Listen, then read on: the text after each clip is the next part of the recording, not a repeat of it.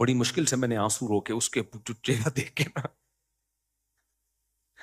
میں نے کہا مجھے لگ رہا تھا، میں نے اس کو کہا نا مبارک ہو، تو یہ اٹھا کے تھپڑ نہ لگا دیں. دی جاتی تھی کہ 1 درہم دوں گا، 1 شعر یاد کر لو. اب عبداللہ بن مبارک کس چکر میں شعر یاد کر رہے تھے؟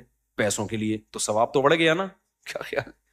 لیکن ابا نے کیا سوچا، ابے کسی بھی بہانے، آپ نے بھی ٹوپی پہن کے کون سا، میں پگڑی پہنتا ہوں، آپ خالی ٹوپی پہنتے ہو، میں کیا پہنتا ہوں؟ پگڑی. یہ کام تو بہت سے لوگ کر رہے ہیں دنیا میں. یہ کام خاندانی کیا، ایک عورت کو برائی سے بچا لیا، اس کو شیلٹر دے دیا، پہلی دفعہ خاندانی کام کیا ہے. تو آپ کا روزہ رکھنے کا دل نہیں کر رہا تھا، آپ نے یہ سوچ کے رکھا کہ صحت اچھی ہو جائے گی اس سے، پھر بھی ثواب ملے گا. حالانکہ آپ کی نیت صحت کی ہے، روزے کی نہیں ہے، لیکن کم ملے گا ثواب. آپ کہہ سکتے ہو یہ تو اللہ کے لیے رکھ ہی نہیں رہا میں. بھائی یہ اللہ کے لیے ہے. وجہ اس کی ہے کہ اگر صرف فاسٹنگ بڑھائے فاسٹنگ ہوتی تو وداؤٹ روزہ بھی ہو سکتی ہے. وہ سمجھتے ہیں کہ نہیں سمجھتے؟ آپ رات کو 12 گھنٹے فاسٹنگ کر لو، کیا خیال ہے؟ دن میں 12 گھنٹے کی کیا ضرورت ہے؟ پھر صبح سحری کا 1 گھونٹ پانی پینے کی کیا ضرورت ہے؟ پھر افطاری میں کھجور کھانے کی. کیونکہ جب آپ روزہ رکھو گے نا تو ان تمام لوازمات کے ساتھ رکھو گے. صبح سحری میں آپ کو اٹھنا پڑے گا، نہیں بھی اٹھے چلو رات کو کھانا کھا کے نیت کر کے سو گئے تو افطاری تو ہوگی نا. اور دوسرا، آپ پر شریعت کا حکم لاگو ہوگا کہ عام فاسٹنگ جب آپ کر رہے ہوتے ہو خالی صحت کے لیے، اس میں بیچ میں آپ کی نیت خراب ہو گئی، آپ نے چائے پی لی، تو نہ گناہ ملے گا آپ کو اور نہ اس کی قضا واجب ہوگی آپ کے اوپر. یہاں جب آپ نے فاسٹنگ کی ہے تو تمام شرعی احکام آپ کی طرف متوجہ ہو جائیں گے.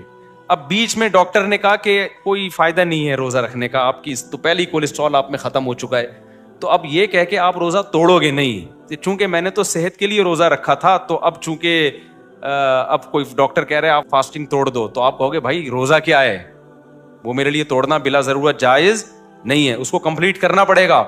دوسری بات یہ، اگر توڑ دیا تو بعد میں قضا رکھنی پڑے گی. تو اس سے پتہ چلتا ہے کہ آپ کے پاس صحت بنانے کے 2 آپشن تھے، ایک روزہ رکھے اور ایک روزہ رکھے بغیر. آپ نے کہا روزہ چونکہ عبادت ہے تو چلو اس بہانے عبادت کر لو. تو ایک اچھے راستے کا انتخاب یہ بھی کیا ہے؟ نیکی ہے. نہیں آئی کھوپڑی شریف میں بات، بھئی یہ بھی تو ایک نیکی ہے نا. اس کی مثال ایسے ہے، نبی صلی اللہ علیہ وسلم نے فرمایا کوئی شخص اپنی زوجہ سے اپنی خواہش پوری کرتا ہے اس پہ بھی ثواب ملتا ہے. صحابہ نے کہا یا رسول اللہ وہ تو اپنی خواہش کے لیے کر رہا ہے.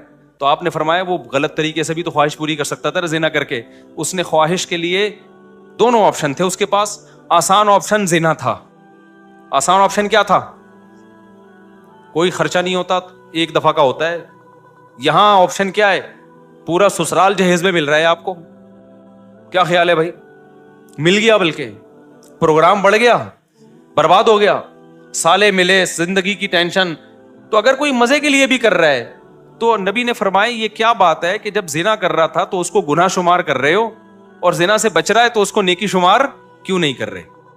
تو اس لیے کوئی بھی عبادت کی جائے نا، اگر وہ دنیا کے لیے بھی ہے لیکن آپ کے پاس دوسرا آپشن بھی تھا، اس برے آپشن کو چھوڑ کر آپ عبادت والے آپشن کی طرف آتے ہو تو بھی ثواب ملتا ہے. ہاں یہ ضرور ہے، اس کو کہتے ہیں عمل مشوب فقہ کی اصطلاح میں.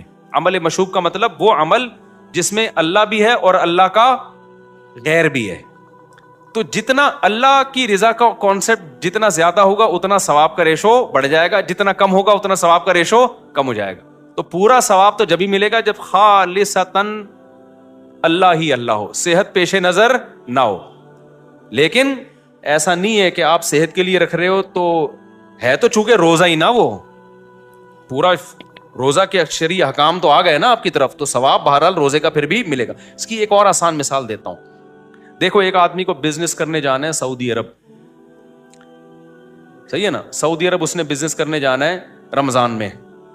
مکہ میں اس کی ٹریڈنگ چل رہی ہے، کسی تاجر سے ملنا ہے. اس نے سوچا یار جانا تو ہے ہی، تو شوال میں جانا ہے فرض کرو، تو کیوں نہ ہم ذی الحجہ میں چلے جائیں، اس بہانے حج بھی ہو جائے گا. تو ذی قعدہ میں جانا تھا، شوال میں نہیں، ذی قعدہ میں جانا تھا. تو ذی قعدہ کے بجائے اس نے میٹنگ کا ٹائم کیا دے دیا؟ ذی الحجہ کا. کہ یار جب جا ہی رہے ہیں، جا تو بزنس ہی کے لیے رہا ہے نا، لیکن ذی قعدہ میں بھی تو جا سکتا تھا. اس نے بزنس کو ڈیلے کر دیا ذی الحجہ کی طرف. اگر بزنس نہ ہوتا تو وہ نہیں جاتا، لیکن اب اس نے کہا کہ یار ذی الحجہ میں جانا، جب جانا ہے تو میں 1 مہینہ ڈیلے کر لیتا ہوں, بزنس بھی ہو جائے گا اور اس بہانے حج بھی ہو جائے گا, تو اس کو حج کا ثواب ملے گا. کوئی یہ نہیں کہہ سکتا ابے تیرا اگر بزنس نہ ہوتا تو آتا, کہو نہیں میں تو نہیں آتا. تو بھائی تو بزنس کے لیے آیا ہے. بھائی بزنس کے لیے میں ذی القعدہ میں بھی آ سکتا تھا, میں نے ذی الحجہ کا انتخاب اس لیے کیا کہ بزنس کے بہانے حج بھی ہو جائے. سمجھتے ہو کہ نہیں سمجھتے ہو؟ تو اس لیے نیکی کر لیا کرو کسی بھی بہانے میرے بھائی. اور ویسے بھی صحت کے عنوان سے بھی روزہ رکھو گے نا, تھوڑے دنوں میں روزے کی عادت پڑ جائے گی, نیت بھی سیٹ ہو جائے گی. پھر بچوں کو لالچ دے دے کے نیکیاں کرائی جاتی ہیں کہ نہیں کرائی جاتی؟ حضرت عبداللہ ابن مبارک رحمہ اللہ تعالیٰ کے والد, کتنے بڑے بزرگ محدث تھے عبداللہ ابن مبارک. ان کے والد ان سے کہتے تھے کہ ایک شعر یاد کر لو عربی کا, 1 درہم دوں گا. یہ ان کو بڑا ادیب بنانا چاہتے تھے تاکہ قرآن حدیث پہ ان کو عبور ہو, کیونکہ عربی میں ہے نا یہ علوم. آج کل کے جو اسکالر ہے نا, عربی کا ککھ بھی نہیں آتا, عربی کا ان کو ککھ بھی بولو نہیں آتا, اور وہ بڑے بڑے اسکالر بنے ہوئے ہیں. تو مدارس میں 2 سال تو صرف عربی سکھائی جاتی ہے پہلے. تو عبداللہ ابن مبارک کے والد چاہتے تھے میرا بیٹا ادیب عربی میں عبور حاصل ہو تاکہ وہ قرآن و سنت کو اچھی طرح سے سمجھ سکے. تو اب بچوں کو لالچ دی جاتی تھی کہ 1 درہم دوں گا, 1 شعر یاد کر لو. اب عبداللہ ابن مبارک کس چکر میں شعر یاد کر رہے تھے؟ پیسوں کے لیے. تو ثواب تو بڑھ گیا نا, کیا خیال. لیکن ابا نے کیا سوچا, ابے کسی بھی بہانے بھائی تو کر لے, جب قرآن جب آئے گا نا, جب عربی آئے گی اور حدیثوں کا مطلب سمجھ میں آئے گا تو اخلاص بھی خود بخود پیدا ہو جائے گا. اسی وجہ سے عبداللہ ابن مبارک فرماتے ہیں کہ میں نے علم دنیا کے لیے حاصل کیا, لیکن علم نے میرے دل سے دنیا نکال دی.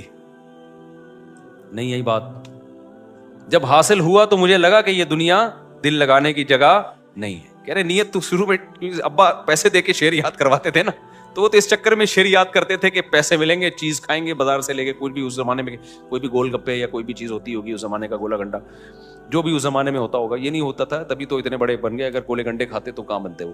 خیر, تو کہتے ہیں ہم نے دنیا کے لیے کیا, لیکن جب علم آیا نا تو علم ہی نے ہمیں سمجھایا کہ یہ دنیا کے لیے حاصل کرنے کی چیز نہیں ہے, یہ تو اللہ سے ملاتی ہے. تو اس علم نے اخلاص پیدا کر دیا.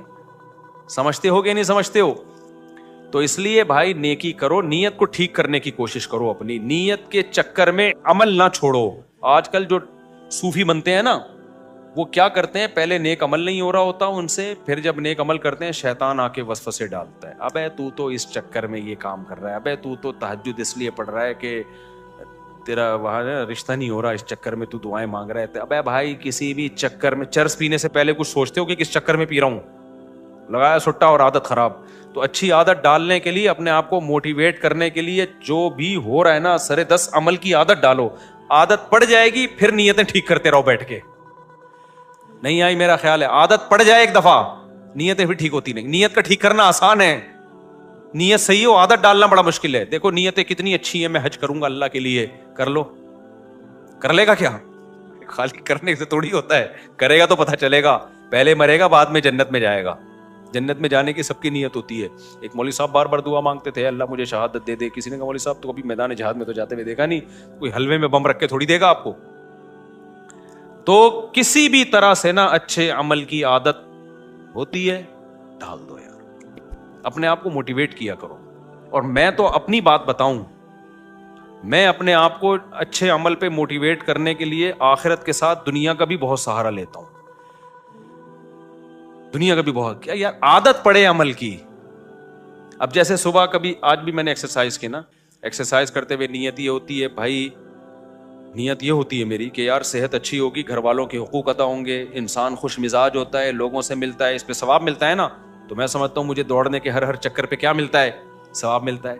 تو شیطان بیچ میں کہتا ہے بیٹا اتنا بھی نیک نہیں ہے تو اس لیے بھی کر رہا ہے تاکہ دنیا کی لذتیں بھی حاصل ہوں. تو میں کہتا ہوں, میں شیطان سے بولتا ہوں ہاں ہوں, تو تیرے کو کیا تکلیف ہو رہی ہے؟ کیونکہ اس چکر میں نا شیطان روکتا ہے پھر کہ نہیں کرو جاگنگ, نہیں کرو, جم نہیں جاؤ, کہ تیری نیت میں کھوٹ آ رہا ہے, تو دنیا کے لیے کر رہا ہے. تو بھائی میں جانوں اللہ جانے, تو شیطان تیرے کو کیا پیٹ میں کیوں مروڑ ہو رہا ہے؟ کیا خیال ہے بھائی؟ صحیح ہے, کر رہے ہیں بھلے. تو اچھا عمل ہے نا, کیونکہ جب کسی بھی نیت سے اچھا عمل ہو جائے گا نا, اس کی فائدہ آخرت کو بھی ہوگا اسے. اب دیکھو اگر ہماری دنیا کی بھی نیت ہو کہ یار میری صحت اس لیے اچھی ہو تاکہ میں پراٹھے اسی طرح کھاتا رہوں صبح, ویسے یہ کوئی بہت بری نیت ہے, اتنی بھی بری نیت نہ کریں آپ. لیکن فرض کر لو کہ میں دنیا کی لذتوں سے فائدہ اٹھاتا رہوں, یہ بھی نیت ہو. جب صحت اچھی ہوگی تو فائدہ آخرت کو بھی بہرحال ہوگا, آخرت میں بھی فائدہ ہو, کیونکہ آپ نماز میں دل لگے گا آپ کا, آپ تراویح پڑھ سکو گے, آپ تہجد پڑھ سکو گے, آپ حج کر سکو گے, آپ بیانات 2-2 گھنٹے کے جو میں بیان کرتا ہوں, 2.5 3 گھنٹے کے بھی میرے بیانات ہوئے ہیں, ایک دن میں 2 بیانات بھی ہوئے ہیں. اگر یہ صحت نہ ہوتی تو بے ہوش ہو کے گر جاتا بھائی میں, تو اس کا فائدہ آخرت کو فائدہ ہو گیا کہ نہیں؟ تو نیت کرو اچھی, لیکن اگر اس میں بیچ میں دنیا کی نیت آ رہی ہے تو اس کی وجہ سے عمل مت چھوڑو, یہ میں کہنا چاہتا ہوں. عمل مت چھوڑو, آنے دو, وسوسے آنے دو. شیطان ہر طرح سے عمل سے روکنے کی کوشش کرتا ہے. میں جب بیانات کا سلسلہ میں نے شروع کیا نا, میں نے تو بہت پہلے بیانات کا سلسلہ شروع کیا, میں جاتا تھا مجھے بیان کرنے میں مزہ بالکل نہیں آتا, یہ ذہن میں رکھو. بعض لوگوں کو شوق ہوتا ہے بیان کا, مجھے شوق شروع سے ہی نہیں ہے. ایک دفعہ ہم مسجد میں پہنچے بیان کرنے کے لیے, تو میری جگہ کوئی اور پہلے شروع کر دیا انہوں نے, تو میں تھوڑا لیٹ ہو گیا تھا. تو اب وہ صاحب کا دل چاہ رہا تھا بیان کرنے کا, ان کو بڑا غصہ آیا کہ یہ کیوں آ گیا. میں نے کہا بھائی جان میں تو بڑا خوش ہو گیا ہوں کہ آپ کو بٹھا دیا یار, ہمیں تو سکون ملے گا. تو الحمدللہ مجھے شوق نہیں ہے. تو میں نے کیا کیا کہ اپنے استاد سے کہا کہ بھائی مجھے نا بیان کا شوق نہیں ہے, حالانکہ یہ ہونا چاہیے, یعنی لوگوں کی اصلاح کی فکر ہونی چاہیے نا, تو جذبہ نہیں ہے میرے اندر, اور وہ تو مجھے لگ رہا ہے مجھے تو ثواب ہی نہیں مل رہا, میں اپنے خام میں اپنے گلا پھاڑ کے ضائع کر رہا ہوں, تو میں کیا کروں. انہوں نے بولا یہ شیطان ہے جو الو بنا رہا ہے کام سے روکنے کے. کام کو فوکس کرو. کام یہ ہے کہ لوگوں کے عقیدے بھی خراب ہو رہے ہیں, لوگ گمراہ بھی ہو رہے ہیں, لوگ زنا میں پڑ رہے ہیں. بھائی ڈیوٹی پوری کرو, اخلاص کے چکر میں نا عمل کو مت چھوڑو, اخلاص پیدا ہو جائے گا. اور اخلاص ہوتا ہے, بعض دفعہ ہمیں لگ رہا ہوتا ہے کہ نہیں, حقیقت میں ہوتا ہے. سمجھ میں آ رہی ہے بات کہ نہیں آ رہی ہے؟ بعض دفعہ ہوتا ہے. شیطان نا بہت بڑی فلم ہے, حقیقت بتا رہا ہوں آپ کو, بہت بڑی فلم ہے. وسوسے ڈالتا ہے, وہ کہہ رہے تمہارے تو یہ عمل ضائع ہو رہا ہے, تمہیں تو ثواب ہی نہیں مل رہا. انہوں نے کہا شکر کرنا سیکھو. پھر مجھے موٹیویشن پتہ ہے کہاں سے ملی ہے, کہ میں بیان کرتا رہتا تھا 2-3 گھنٹے کے. میں نے کہا یار فائدہ تو, 4 آدمی نے داڑھی رکھ لی اتنے 10 سالوں میں, کیا فائدہ. مجھے موٹیویشن ملی ہے جب یوٹیوب پہ بیان جانا شروع ہوئے, نیچے کمنٹس آنا شروع ہوئے, کتنے لوگوں کو فائدہ ہو گیا, تباہی ہو گیا. میں نے کہا بھائی یہ تو کیا ہو رہا ہے, اتفاق سے بہت فائدہ ہو رہا ہے. تو وہاں سے مجھے موٹیویشن ملنا شروع ہوئی ہے, اس لیے میں کمنٹس پڑھتا ہوں لازمی. اچھا بعض دفعہ انسان کسی چیز کو ہلکا سمجھ رہا ہوتا ہے, اسے نہیں اندازہ ہوتا کہ اس کا کیا کیا اثر پڑ رہا ہے. پڑھے لکھے لوگوں نے جب بتایا نا, ہم ملحد ہو چکے تھے. میں نے ایک واقعہ سنایا, میں بھی ترکی جا رہا تھا, تو میرے ساتھ ایک دوست بیٹھے ہوئے تھے. انہوں نے مجھے کہا کہ آپ کے بیان میں لطیفوں کے علاوہ کچھ بھی نہیں ہوتا. مجھے تھوڑا سا افسوس تو ہوا سن کے. میں نے کہا شاید ایسے ہی ہوگا, اب اس سے آدمی ڈی موٹیویٹ ہوتا ہے. کیا خیال ہے؟ آدمی کہتا ہے پھر چھوڑو تو پھر کیا ہے. بہت لوگ مجھے یہ کہتے تھے ابے بھائی آپ کے تو لطیفے ہیں, چٹکلے ہیں. شروع میں کمنٹس میں بھی ایسی باتیں بہت ہوتی تھی. تو موٹیویشن کیسے ملتی ہے؟ ایسے ہی میں بیٹھا ہوا ہوں, ترکی جا رہا, ہمارے استاد تھے جامعہ کے, انہوں نے بولا آپ تو لطیفے سناتے ہو, بس اس لیے آپ اتنے وائرل ہو گئے نا, اور اس لیے اتنا پھیل گئے دنیا میں. تو میں نے کہا یار یہ مجھے عجیب سا لگا تو صحیح, لیکن میں نے کہا شاید ہو ایسا. اللہ کی قدرت. تھوڑی دیر میں ایک آدمی آیا, ایک لڑکا, اس نے کہا میں اپنی وائف کے ساتھ سفر کر رہا ہوں, آپ کے ساتھ رش بہت ہے اس لیے میں مل نہیں سکا. میں ایتھیسٹ ہو گیا تھا, خدا کا منکر ہو گیا تھا. آپ کے بیان سن کے میں دوبارہ اسلام بھی لایا ہوں, داڑھی بھی رکھی ہے, اور نماز بھی میں نے, وہ لندن جا رہا تھا وہ. میں نے کہا لے بھیا, یہاں سے ڈی موٹیویٹ ہوا, ادھر سے کیا ہو گیا, موٹیویٹ ہو گیا. تو دونوں چیزیں ساتھ ساتھ الحمدللہ. تو جب ایسے بہت سارے, میں واقعات سناتا نہیں ہوں, مجھے ڈر لگتا ہے کہ شو بازی نہ ہو جائے, لیکن اگر میں رجسٹر رکھ لیتا نا کہ کتنے لوگوں کو الحمدللہ کتنا فائدہ ہوا ہے, تو شاید ایک رجسٹر اس کے لیے کافی نہیں ہے. کتنی خواتین کے گھر بسے دوسری شادی کے بیان کی وجہ سے, کتنے لوگ نمازی بن گئے, کتنوں سے شرابیں چھوٹ گئیں, بہت الحمدللہ اللہ نے. لیکن ظاہر ہے جتنا ہم کام کر سکتے تھے اتنا ابھی بھی نہیں کر رہے ہیں. تو پھر مجھے اندازہ ہوا کہ یہ جو بار بار آتا ہے نا دماغ میں, اخلاص نہیں ہے یہ فلان, یہ کون کروا رہا ہے, یہ شیطان کروا رہا ہے کام چھڑوانے کے لیے. سمجھتے ہو گے نہیں سمجھتے ہو, یہ شیطان ٹوپیاں کرا رہا ہے تاکہ انسان کام کرنا چھوڑ دے. یہ ہے, تو اس لیے اپنے آپ کو خود موٹیویٹ کیا کرو. اپنی خود تعریفیں کر لیا کرو کبھی بیٹھ کے, ابے بھائی تو نے آج بڑا خاندانی کام. جب دوسری شادی ہو نا, لوگ ماریں گے, پکڑ کے کوٹیں گے, آدمی ٹھٹر جائے گا نا, تو اپنے آپ کو خود کوئی نہیں بولے گا, کیونکہ میرے پاس اتنا ٹائم تھوڑی میں ہر جگہ آپ کو, ہر جہاں بھی کوئی دوسری شادی کر رہا ہے میں اس کو سمجھانے پہنچ جاؤں تو نے بڑا اچھا کام کیا ہے, کتنے لوگ کر رہے ہیں. تو آپ خود اپنے آپ کو سمجھایا کرو کہ دیکھ تو نے زندگی میں پہلی دفعہ خاندانی کام کیا. مجھے بھی جب میں نے دوسری کی نا تو اتنی لتاڑ سنی تھی کہ مجھے لگا کہ شاید میں غلط 2 نمبر آدمی ہوں, مجھے محسوس ہونے لگا تھا یہ. حالانکہ میرے تو اس پہ مناظرے ہوتے تھے, اتنا لوگوں نے ڈی موٹیویٹ کیا. پھر میں اکیلے میں بیٹھ کے سوچتا تھا یار شاید زندگی میں ایسا تو نہیں, میں نے پہلی دفعہ کوئی بہت ہی ڈھنگ کا کام کیا ہے. اس طرح میں اپنے آپ کو سمجھا کے نا, ورنہ میں مر جاتا ہارٹ اٹیک سے. اتنا غم ہو رہا تھا مجھے دوسری شادی پہ, سمجھ میں نہیں آ رہا تھا خوشی ہو رہی ہے کہ غم ہونا چاہیے اس موقع. کبھی سوچتا تھا میری شادی ہوئی ہے تو لڈو اور موبائل دیکھتا تھا میسیجز کے ادھر ادھر, ہر آدمی کا منہ لٹکا ہوا, تو پتہ نہیں عجیب کنفیوژن والی حساب کتاب. اور ایسے ہی لوگ دوسری کر کے آ رہے ہوتے ہیں میرے پاس. ابھی ایک مولوی صاحب آئے, اتنے غمزدہ, رونے پھوٹ پھوٹ کے رونے والی کیفیت ہو رہی تھی ان کی. کہہ رہے میں نے بیوہ سے شادی کی ہے, پتہ نہیں کیا کر لیا میں نے, اتنی لتاڑ رہے ہیں لوگ. تو مجھے بڑا ترس آیا, بڑی مشکل سے میں نے آنسو رو کے اس کے چہرہ دیکھ کے نا, میں نے کہا, مجھے لگ رہا تھا میں نے اس کو کہا نا مبارک ہو, تو یہ اٹھا کے تھپڑ نہ لگا دیں, تھپڑ نہ لگا. ایک نے تو دوسری کی نا, اتنی ٹینشن میں آیا, میں نے کہا مزید کا ارادہ, کہہ رہے بھاڑ میں جائیں 4 شادیاں, یہ اس کے الفاظ تھے, کہہ رہے بھاڑ میں گئیں 4 شادیاں.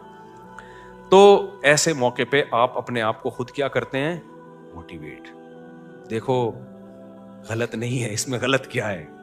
بہرحال یہ بڑی لمبی کہانی ہے, کبھی آپ کر کے آئیں تو پھر میں انشاءاللہ آپ کو تھپکی دوں گا. تو میں نے اس مولوی صاحب سے کہا, میں نے کہا یار, کہہ رہے مجھے لگ رہا ہے میں کوئی گنہگار ہوں, میں نے غلط کیا ہے. حالانکہ بیوہ سے اس کے یتیم بچے بھی پال رہا ہے یار ایک آدمی. کہہ رہے مجھے لگ رہا ہے میں غلط کیا. واقعی اس کو لگ رہا تھا, اس کے چہرے سے لگ رہا تھا یہ شرمندہ ہے. تو میں نے ان سے کہا, میں نے کہا اللہ کی قسم شاید زندگی میں آپ نے اگر کوئی نیکی کی ہے نا تو پہلی دفعہ یہ ایک نیکی کا کام کیا ہے.